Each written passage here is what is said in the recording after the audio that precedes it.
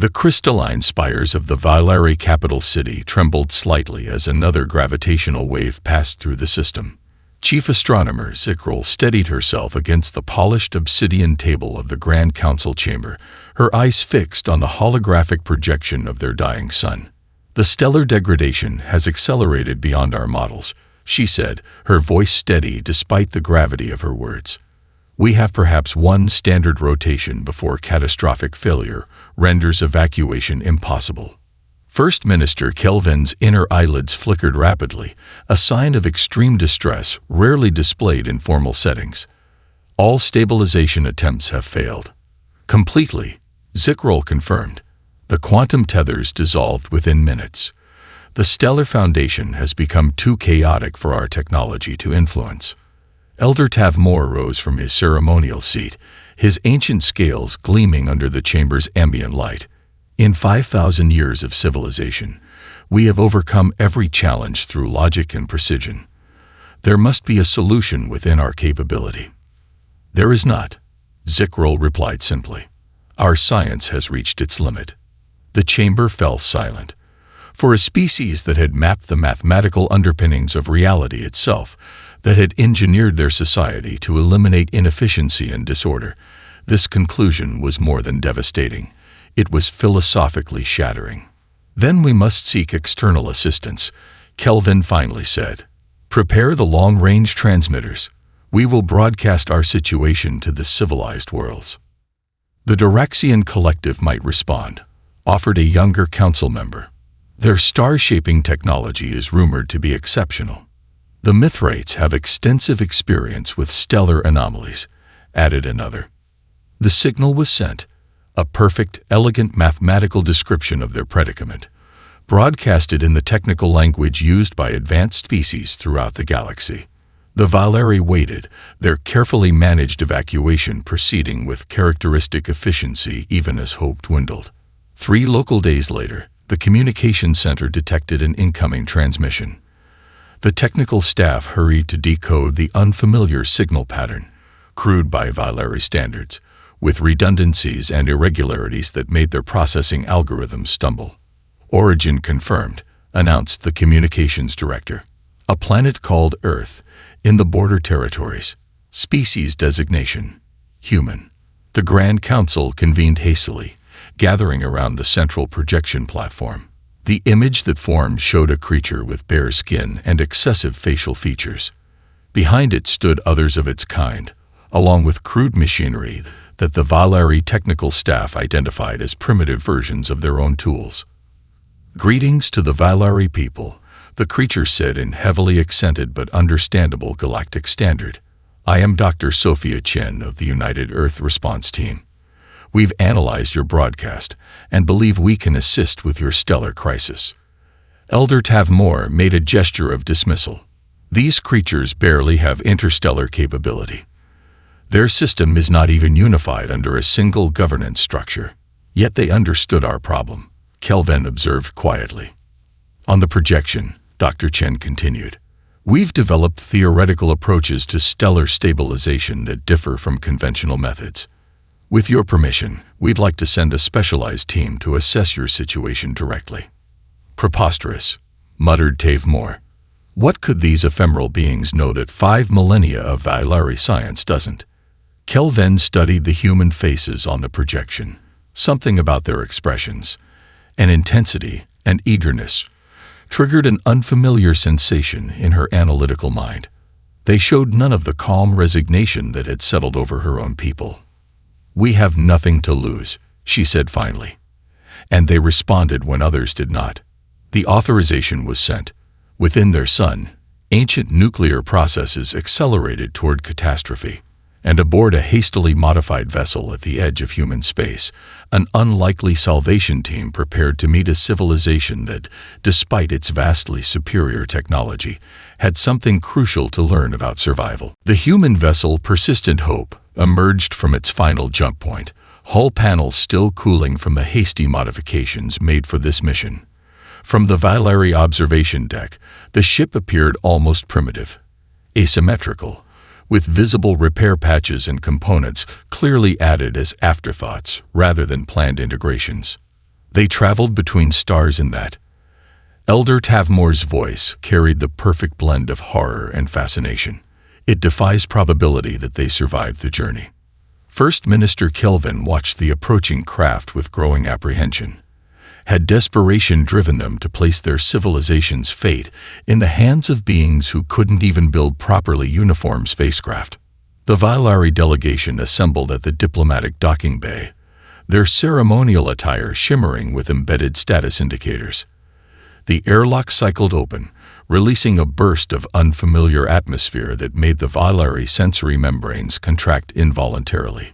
Dr. Elena Kuznetsov stepped out first, her unruly dark hair seeming to defy the ship's artificial gravity. She wore a practical jumpsuit covered in pockets and tool loops, with no apparent concession to the diplomatic importance of the moment. "Greetings and gratitude for your welcome," she said in carefully practiced Vailari clicks and whistles. "I am lead astrophysicist for this mission." Behind her came Marcus Wong, an engineer whose eyes immediately began scanning the dock's structural elements. His fingers traced the perfect seams of the Vailari architecture, and he nodded appreciatively while simultaneously making notes on a worn tablet device. "Your construction tolerances are incredible," he remarked, "though you might want to check the resonance dampers on the upper quadrant. I'm picking up micro vibrations that shouldn't be there." The Vailari engineers exchanged glances. The human was correct, though they had only detected the issue that morning. Diplomat Aminata Diallo followed, her formal attire a stark contrast to her colleague's utilitarian appearance. She addressed the First Minister directly in flawless formal Vailari language, complete with the subtle tonal variations that indicated respect without subservience. "The United Earth Response Team extends thanks for your trust in this grave hour," she said. "We come not as saviors, but as collaborators, offering a different perspective to a challenge that threatens us all." General Patel was the last to disembark, his weathered face impassive as he assessed the Vailari security formation with practiced eyes. Without comment, he noted their perfect spacing, their identical postures, their absolutely synchronized movements. Predictable. Adaptable for a known threat, perhaps, but potentially vulnerable to the unexpected. High Chancellor Keaton stepped forward, towering over the human delegation. "We have prepared our stellar data archives for your review. Given the advancing degradation, time is severely limited."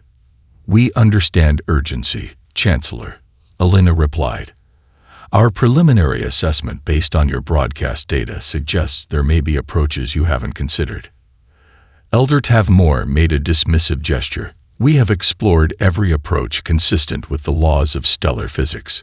"Perhaps that's the limitation," Marcus suggested quietly. "Sometimes the solution lies in working between the laws, not strictly within them." The Vailari Scientific Council visibly bristled at the implication, but First Minister Kelvin intervened before objections could be voiced. "The archives await your analysis, humans. May your different perspective reveal what ours has not." Hours later, the humans emerged from the data chamber, faces grim but determined. Elena's eyes held an intensity that made even the stoic Vailari guards shift uncomfortably. "We've identified the critical issue," she announced to the hastily reconvened council. "And it's not what you think." High Chancellor Keaton leaned forward. "Explain." "Your son isn't the primary problem," Elena said, projecting a complex simulation into the chamber's holographic display. "It's your solution." Stunned silence followed Elena's declaration. The grand simulation chamber, with its perfect acoustics and precisely regulated atmosphere, seemed to hold its breath along with the Vailari council members. "Our solution." Chancellor Keaton's voice carried the barest hint of indignation. "We have applied the most advanced stellar stabilization techniques in the galaxy." Elena nodded, manipulating the holographic display with practiced gestures. "Exactly. Your approach is too perfect, too controlled." The simulation zoomed in on the stellar core, highlighting energy patterns in colors that pulsed and shifted. "Your stabilizers are creating a feedback loop with the natural stellar oscillations." Marcus stepped forward, pulling up a simplified equation that floated beside Elena's simulation. Your math is flawless, but that's actually the problem.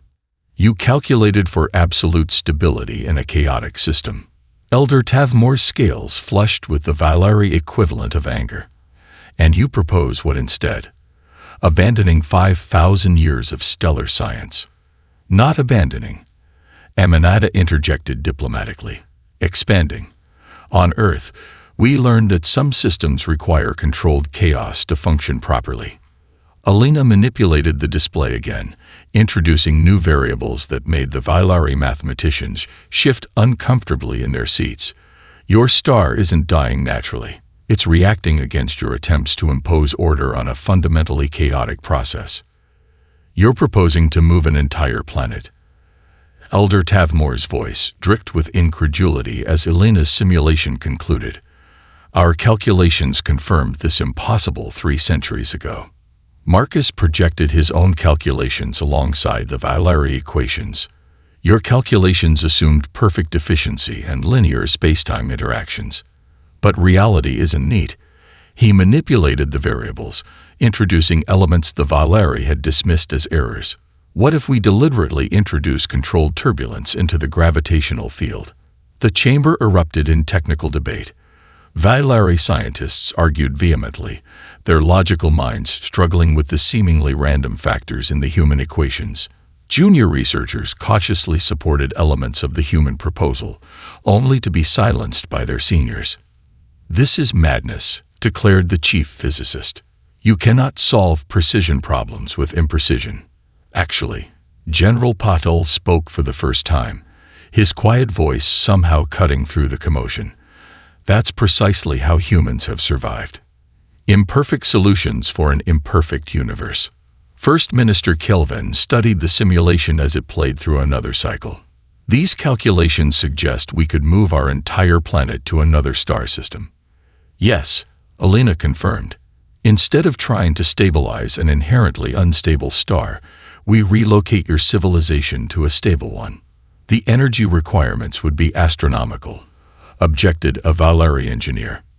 We'd use your star's own instability as the primary energy source, Marcus explained, like surfing a wave instead of trying to stop it. As the debate intensified, General Patel quietly engaged with junior officers near the chamber's periphery.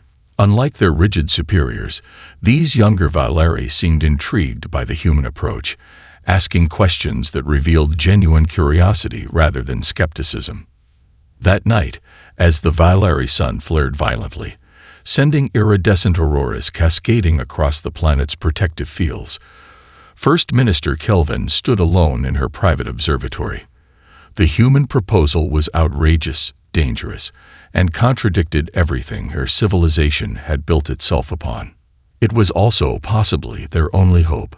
Her authorization appeared on the ancient screens that had recorded every major decision in Valeri history.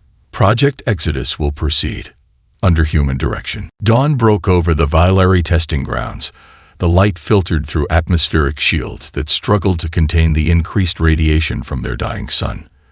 The prototype planetary mover, a massive assembly of gravitational generators and space-folding apparatus, stood ready for its first test. Primary systems online, reported a Valeri technician, her voice perfectly modulated despite the tension pervading the control room. All parameters within predicted ranges. Marcus Wong made a final adjustment to the control interface he had personally redesigned. Remember, we're not looking for perfection on the first run. We just need to confirm the basic principle. Elder Tavmore, who had insisted on overseeing the test personally, clicked his displeasure. Imprecision is not a virtue, human. In engineering, Marcus replied with a grin. Sometimes it's exactly that. Alina gave the activation signal. The prototype hummed to life, power readings climbing steadily.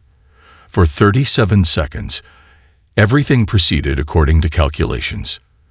Then, without warning, a piercing screech filled the air as metal tore against metal. Emergency sirens wailed across the facility.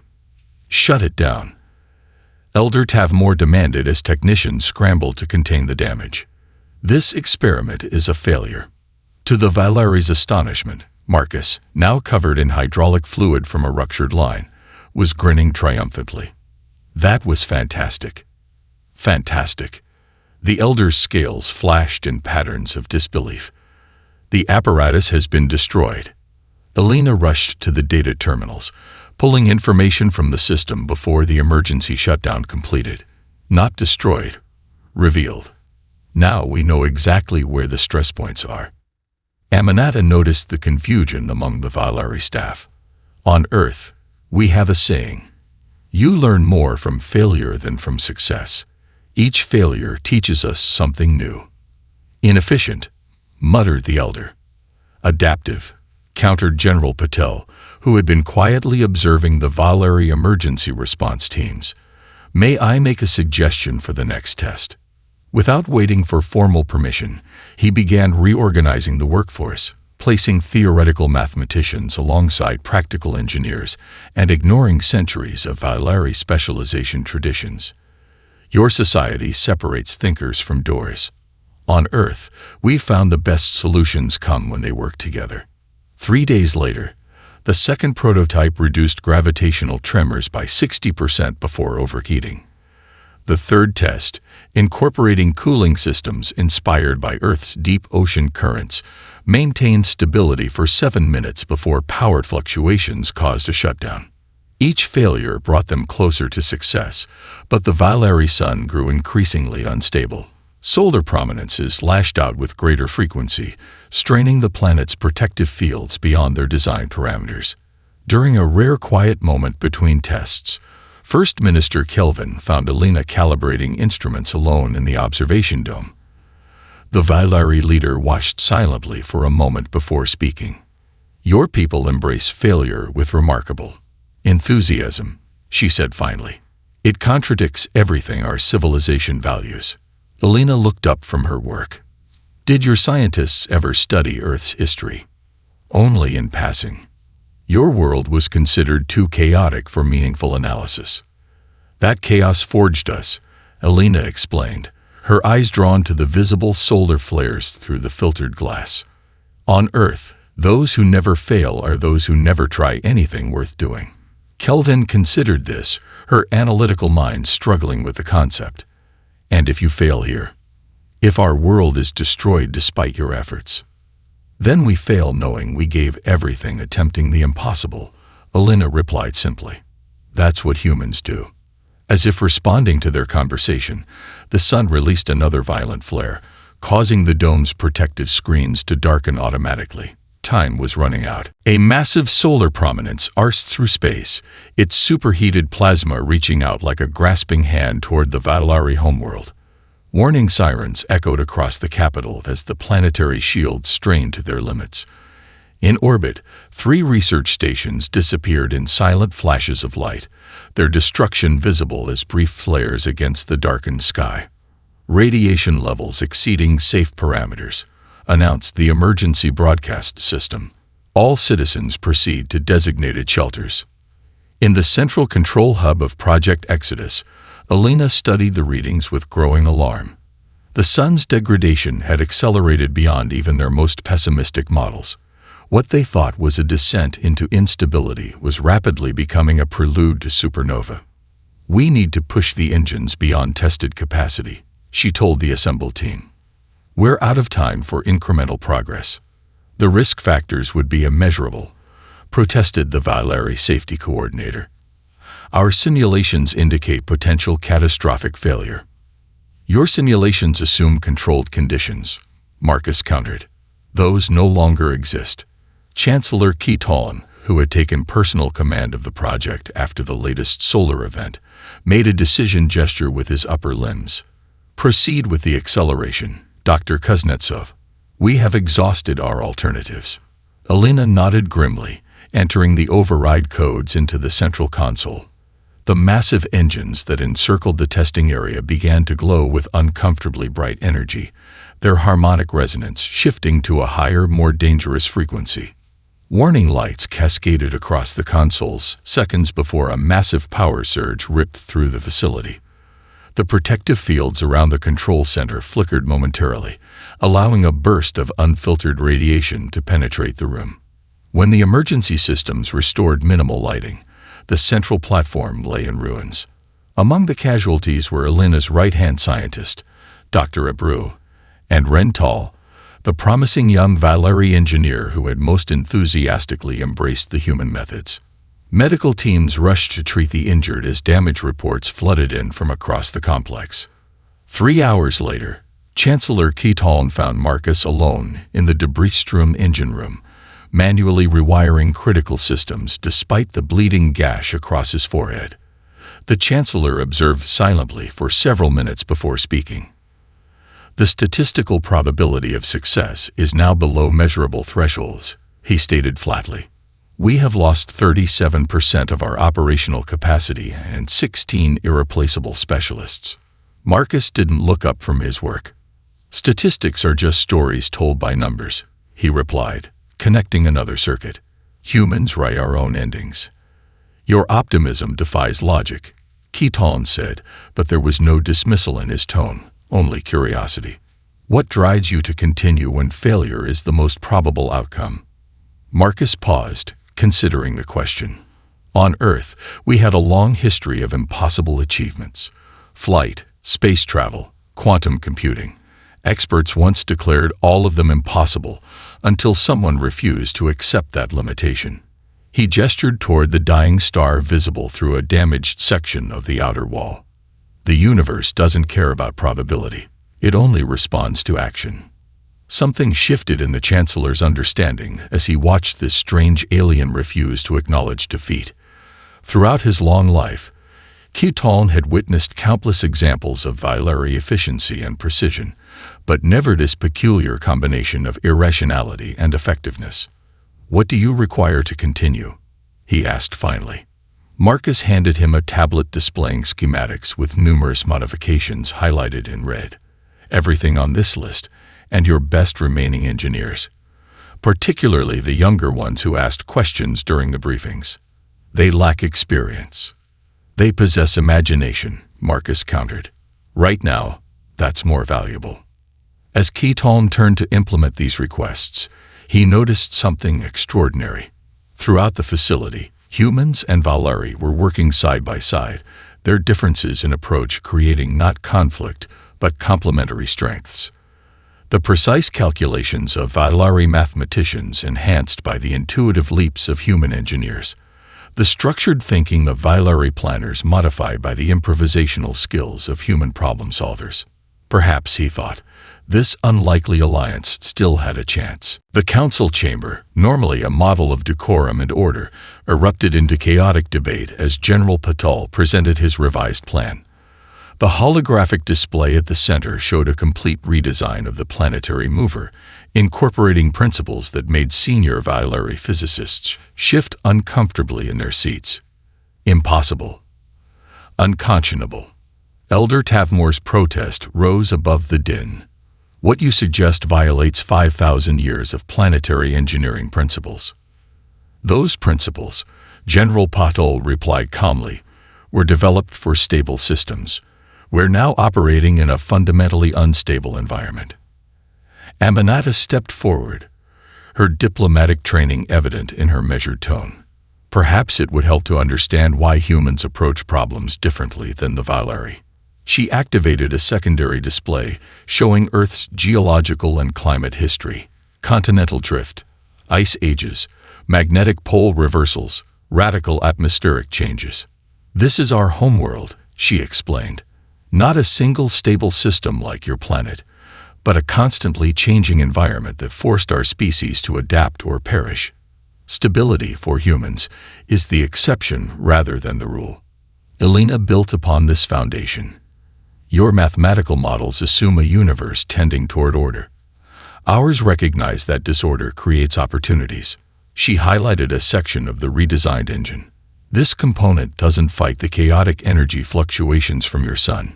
It channels them, using the very instability as a power source." The Valeri mathematicians studied the equations with reluctant fascination. The logic was unorthodox but internally consistent, revealing potential pathways they had never considered.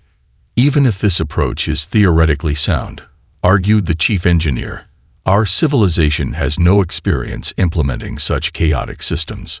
The practical knowledge doesn't exist among our people. That, Marcus said, is where we come in. Humans specialize in making imperfect things work regardless. As the technical debate continued, First Minister Kelvin noticed something extraordinary happening around the edges of the chamber. Young Valari scientists and engineers were speaking up, questioning their elders, offering modifications and suggestions that would have been considered heretical just days earlier. One junior physicist, barely into her second century of life, boldly approached the main display. "If we integrate the resonance fluctuation pattern here," she said, highlighting a section of the design, "we could increase efficiency by 23%. Marcus grinned. "Exactly what I was thinking." Elder Tavmore began to object, but Chancellor Keaton raised a hand for silence. "Continue," he instructed the young physicist. For the next hour, the hierarchical barriers that had defined Valari society for millennia seemed to dissolve. Age and rank gave way to innovation and insight as the combined team refined the human design, creating something neither civilization could have developed alone. As the session concluded, Chancellor Keaton addressed the assembled group. "We will implement these changes immediately. The planetary engines will be reconfigured according to this new paradigm." Later, as the work crews mobilized, Aminata found herself walking alongside First Minister Kelvin through the quiet gardens that surrounded the government complex. Increasingly frequent tremors had dislodged many of the precisely arranged stone formations, creating new and unexpected patterns. "Your people haven't just brought technical knowledge," Kelvin observed. "You've introduced concepts that challenge the very foundation of our society." Aminata nodded. "Sometimes salvation requires transformation." "And if we succeed?" Kelvin asked. "What becomes of a civilization built on perfect order when chaos proves to be our savior?" Aminata smiled. "You adapt, just as humans have always done, just as you're beginning to do now."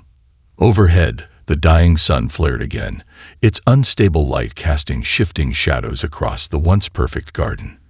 In those moving patterns of light and dark, Kelvin saw something she had never before considered: beauty in imperfection. The planetary engines engaged with a deep resonance that every Valari felt in their core scales. The ground shifted beneath their feet as space itself seemed to bend around their world. Across the planet, citizens watched in silent awe as the sky darkened to reveal unfamiliar star patterns, the visual manifestation of space-time distortion. In the reinforced command center, humans and Valari worked side by side, making continuous adjustments as the massive machinery channeled forces that defied conventional physics. Alina stood at the central console, her eyes darting between readouts that fluctuated wildly with each passing second. "Phase 1 transition complete," she announced, beginning gravitational fold sequence. The entire planet shuddered as the engines increased their output, drawing deeply on the unstable energy of the dying sun. On view screens throughout the command center, that same sun appeared to stretch and distort as the planet began its impossible journey. Gravitational shear exceeding tolerance in sectors 12 through 17. A Valari technician called out, her voice maintaining professional calm despite the alarming readings. Marcus didn't hesitate.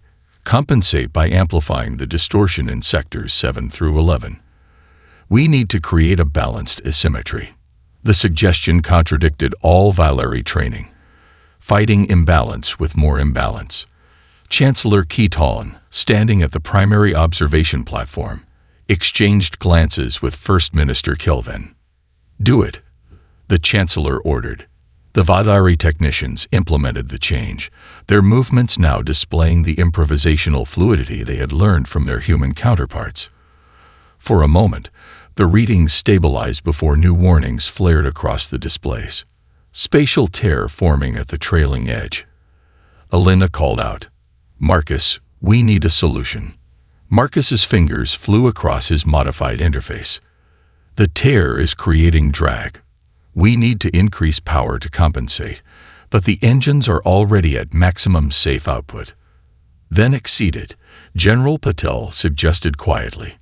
That would create a cascade failure in the primary containment field, objected Elder Tavmore, who had insisted on being present despite the danger.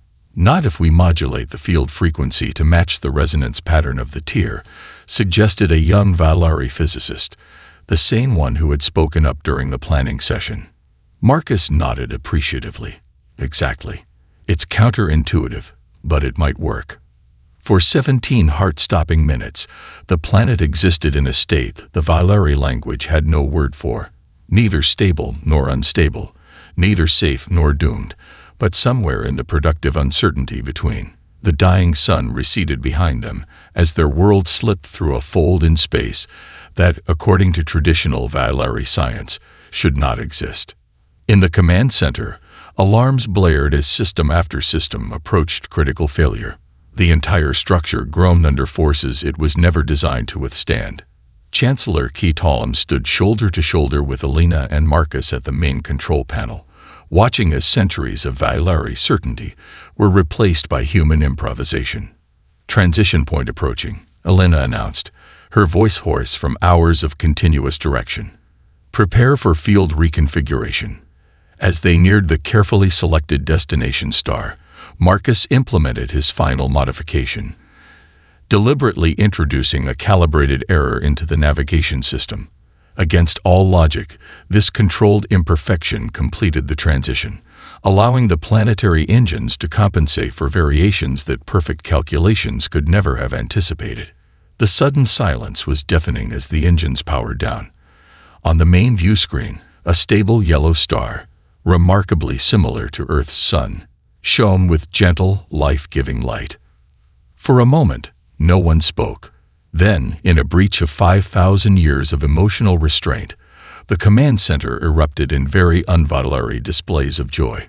Scientists embraced across species barriers, technicians wept openly, and Chancellor Keaton placed a formal hand on Marcus's shoulder in a gesture of profound respect. "You have rewritten what we believed possible," he said simply. Marcus smiled, exhaustion evident in his eyes. That's what humans do best. 3 months after the impossible journey, the Valari world basked in the gentle light of its new sun. The planet's ecosystem, temporarily disrupted by the transition, had begun adapting with surprising vigor. Plants that had evolved under strict light conditions now produced variations with different colored leaves. Animal species displayed behavioral changes that would have been considered aberrations before, but now represented successful adaptation. In the Great Plaza of Continuation, newly constructed from the ruins of the old capital, Chancellor Keaton addressed a civilization forever changed. The perfect geometric patterns that once defined Valari architecture had given way to designs that incorporated controlled asymmetry and adaptive spaces. For millennia, Keaton's amplified voice carried across the gathered crowd. We sought perfection through control and predictability. We believed the universe could be understood through flawless equations and managed through perfect systems. He gestured toward the human delegation, now preparing to return to Earth aboard a vessel that combined Valari precision with human adaptability, a gift from a grateful species. These beings, with their chaotic history and embraced imperfections, have taught us that adaptation rather than perfection is the true path to survival. Their willingness to risk everything, to improvise when conventional wisdom failed, saved not just our present but our future. First Minister Kelvin stepped forward, presenting Elena, Marcus, Aminata, and General Patel with crystalline medallions, the highest honor in Valari culture. But these medallions, unlike any created before, contained deliberate variations. Each was unique, imperfect in its perfection. We have modified our oldest tradition, Kelvin explained, to reflect our new understanding. No longer will we seek uniformity above all else.